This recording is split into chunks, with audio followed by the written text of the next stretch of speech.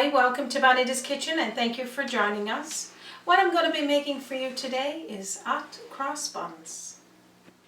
I've been trying to get to this one for a long time. We've had many requests over the last few years for this one, but today is Easter Sunday, so I'm excited to bring this one to you today.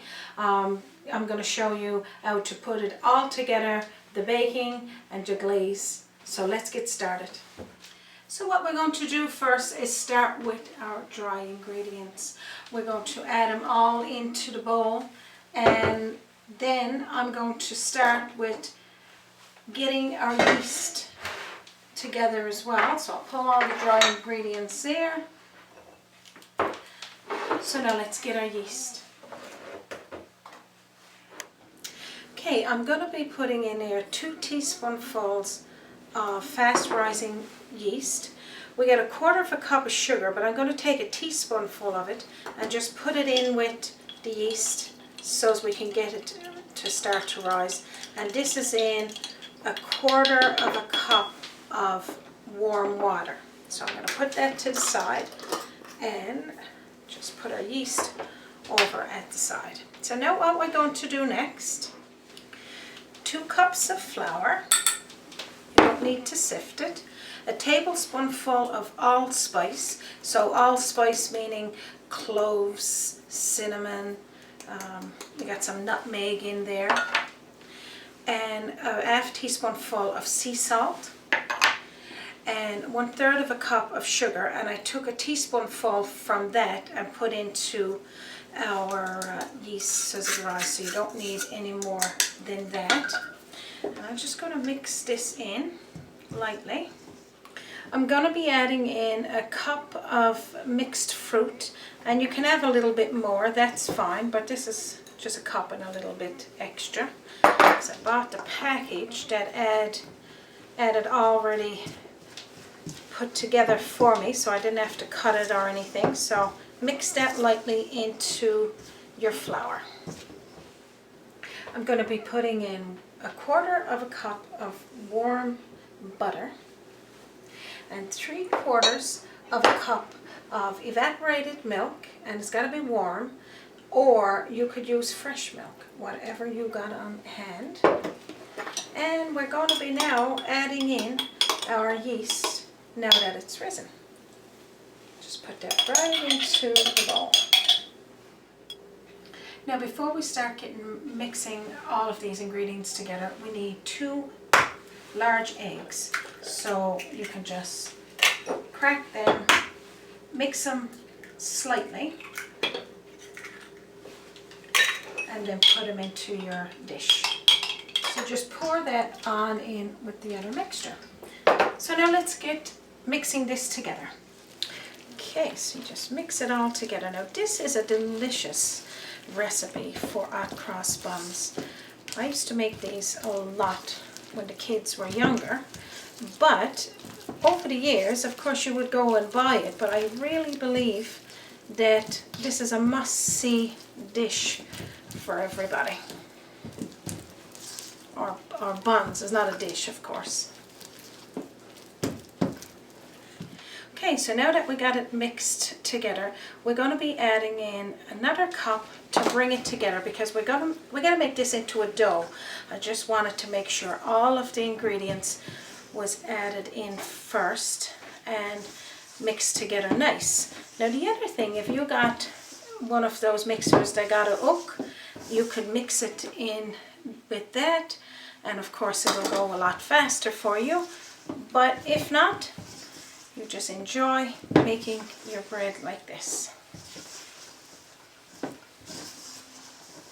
So at this point now, you're just sprinkling flour to bring it together to make it into a dough.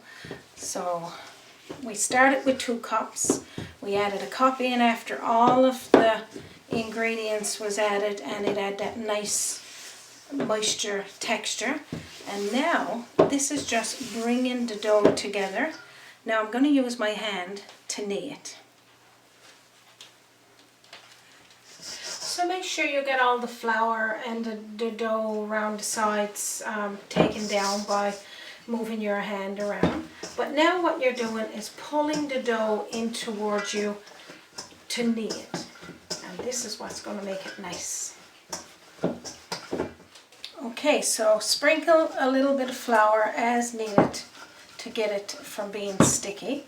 But to continue, and don't be afraid of using extra flour, because the ingredients that I gave you, the yeast is fine to add just to bring it all together. And it's the same thing if you're doing it by hand or if you're doing it in your mixer. Just keep going like that, and we're just about done. The more you knead, the better your hot cross buns or your bread. If you're making bread, kneading is what activates it. So you pretty well go like that. Continue doing it until you shape it to a ball. Okay, so at this point you got your dough ready. So what we're going to do now, of course I always put the sign of cross on my dough, and that's optional for anyone. When you get to this point, what we're going to do now is cover it. I'm going to put a little bit of parchment over the top, just so the dough, if it comes up, is not going to stick to the cloth. And then I'm going to put a towel over the top of the pan and put it in a warm area for about a half an hour, 30 minutes, just until it's risen enough where we can cut it then to make our little dough balls for our hot cross buns. So meet me back here when it's risen, and I'll see you then.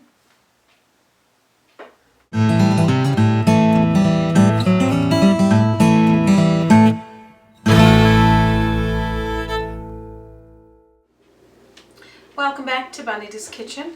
What we'll do now is unveil our dough, and we'll get cutting it into little small buns and placing it into our pan. So pretty much what we're going to do here now, after we've let it rise for about 30 minutes, and this is what it's going to look like. We want to make little dough balls like this. You can make them bigger if you want them bigger. I mean, it doesn't matter at this point the size, because it's going to rise again. And after, when you fold it in under, just place it down into your baking pan. Now you could use parchment paper on the bottom of your pan, or you could grease it with some butter and just make the little buns like that, cutting it and folding it down and under like you would your bread, like this. So pretty much like we were doing, just keep cutting and rolling it into a little round ball like that until it's all done. Now if you need a little bit more flour, like I said, don't be afraid to have dustings of flour if it's too sticky. But if it's only just a little sticky, that's fine, because you can still be able to roll it. Okay, so I got one pan already done, so it's 12 buns. And what I'm going to do now is do a little paste. I'm going to show you why we're doing this little paste, because this is what brings it all together. It's going to come and show you that.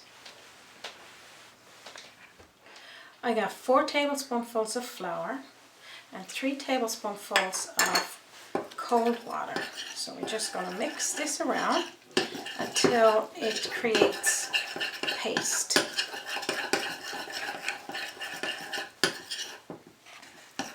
And this is pretty much all you need to do with that. So now I'm going to show you what we're going to do with this next. Okay, so what we're going to do next, we're going to take our paste and put into a baggie, unless you got one of those, I guess, cookie decorators. But this is quite fine, because then after you can just discard the bag. So you're just going to scoop out all of the paste and put into this baggie. Close it up a little and then push it down to the corner of the bag like this. Okay, so I'm just going to put the paste to the side. Next, what you would do is cut a little cross in the top of your buns. You do this with all of them first, and then I'll show you what we're going to do with the paste. Okay, so now this is our last cross. So what we'll do next, that we got those little cuts made in our hot cross buns, we're just going to take the little tip off this bag, just a very small amount, and then we're going to pipette a little bit of the paste across the top of the bun, like this. And you keep doing it until you got all of the buns done. So pretty much all you're doing here now is putting a cross on the top of your hot cross buns, like this, and you keep doing this until they're all done. And you can have a smaller little cut in the bag too, or if you got the proper pipette, but I'm just kind of making it just a little simpler, just in case you don't have access to a regular cookie pipette. So just make your cross like that. Okay, so it looks like I got all of my crosses put on my little hot cross buns. So pretty much that's all you need to do with it at this point.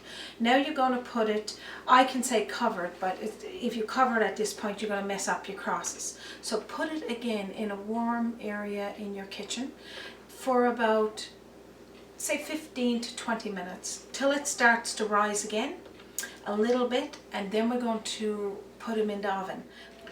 So my hot cross buns are ready now to go in the oven. It's been rising for about 20 to half an hour, and you can let them go longer if you want to, but they're going to rise another bit in the oven. So 350 degree heat for 20 to 25 minutes, and then after they're baked, meet me back here and I'll show you what they look like.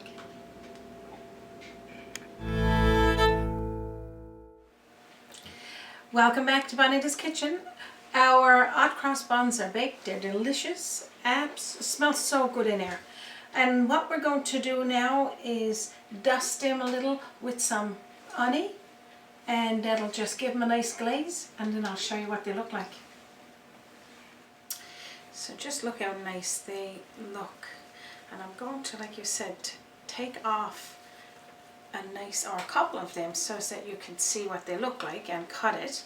We used to call these our Easter buns years ago when we were kids, and we'd have it all Easter long, but mainly Easter Sunday is when we'd have our Easter egg hunt and have a party, and this is what we would have, Easter buns. But these are our hot cross buns, delicious. Now I'm going to break off a couple of buns here now. Just look at the steam coming from them, and just nice. It's got lots of fruit on the inside, and like I said, you can have more than a cup if you want to. I'm going to cut into the middle of it as well, but just look how fresh and delicious they look. I hope I've convinced you to make them. But as you can see the nice cross on the top, but I'm going to cut into this one here now. Really, you don't need to cut it, you just break it open like this. I'm going to put a little bit of butter on mine and a small bit of birchberry jam. And I got this recipe on Bonita's Kitchen as well, if you'd like to make some. And now I'm going to have a little taste.